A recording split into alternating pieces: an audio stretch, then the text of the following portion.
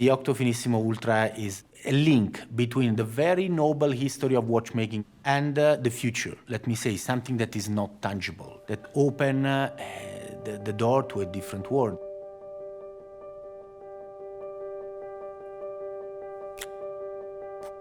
I love to play with constraints. And often the constraints is the turning point of the project and drive the aesthetics. We have 7 world records in a row, so the idea was to have another one, maybe, let me say, the most difficult one, the thinnest watch on Earth.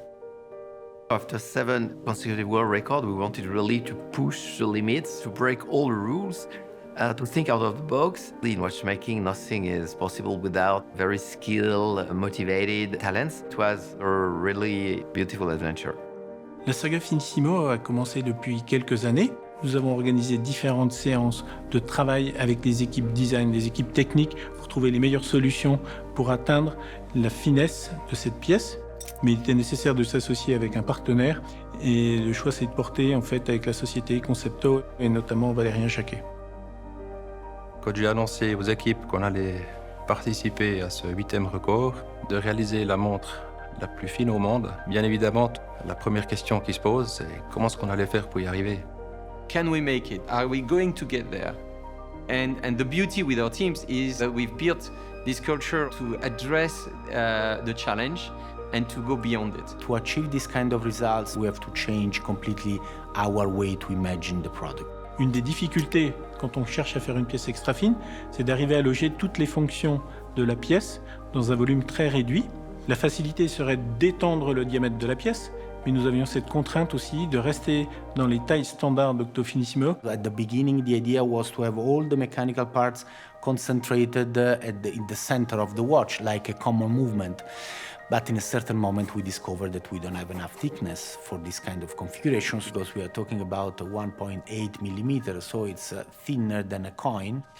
So I push a lot the watchmasters to change completely the face of the watch. For the small dial for the hour, the small dial for the minutes, and the big barrel, we go outside the round shape design. Nous avons cherché à proposer un affichage qui soit différent, pas simplement un compteur avec 2 aiguilles, mais nous avons choisi d'afficher l'heure sur 2 cadrans. So the watch is a regulator with 2 different counters, one for the hour, one for the minutes, and a very small wheel for the second, and we have a big barrel for all the energy. Une montre ultra plate, forcément, tous les volumes sont réduits.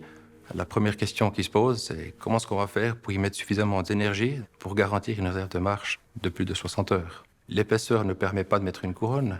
C'était une des contraintes importantes qui nous a mené en fait à créer des molettes sur le dessous de la pièce pour pouvoir manipuler facilement ce produit. Créer une pièce ultra fine comme l'Octo Finissimo Ultra, évidemment, nécessite des grandes compétences techniques, mais nous souhaitions aussi avoir une identité, des codes bulgariques qui soient retranscrits à travers cette pièce. De toutes les autres pièces qui avaient un esthétique titane, par contre, le titane est un matériau qui s'usine relativement bien, mais sa dureté ne permet pas d'obtenir une rigidité suffisante. Pour avoir les caractéristiques que l'on souhaitait, nous avons combiné 2 matériaux différents, un matériau extra dur, et du titane qui fait l'identité de la collection Finissimo. Another very interesting point of this watch, and we have for the first time a QR code, is a door. It's a new gate to something that you cannot touch. To have something that is physically on your wrist but give you the opportunity to go in a different space, it's something that you cannot imagine. Ultra représente en fait la fin de cette saga de record du monde pour Octo Finissimo. C'est le 8e record, mais ce que je retiendrai, c'était vraiment le moment où on a sorti le premier prototype. Et cette pièce avec une sensation extrême de légèreté, de finesse, qui était le couronnement de tout ce travail réalisé. When you're ultra, you go beyond limits. You're extreme. I wouldn't want to say that this is the end of a journey, because maybe it's the beginning of a new journey. It's the beginning of a new way to imagine products. Really a watch which is changing the mechanical paradigms. It has been a reinvention of mechanical movements. Not only a new world record, but a major innovation combining the mechanical world with the metaverse.